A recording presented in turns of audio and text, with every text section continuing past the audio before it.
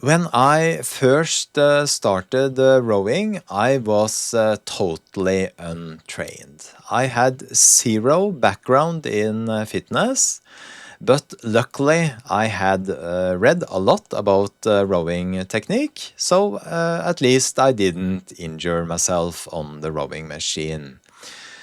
Still, let me tell you, throwing yourself onto a rowing machine and giving it everything, that's brutal. Anyone who has tried it knows exactly what I mean. I think there's a reason some people call the rowing machine the pain sled. Now, here's the funny part people don't always think about.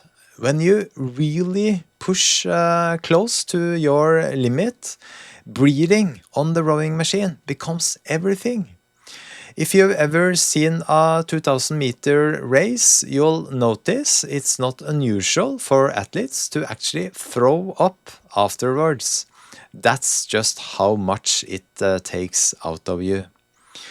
For me, in those early days, breathing was a total disaster.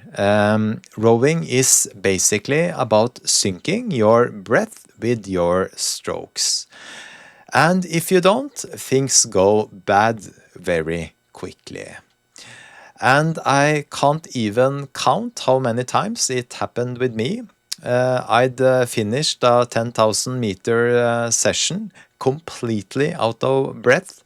My lungs were actually burning, and instead of stopping early, because that's not an option for me, I'd force myself through the whole session.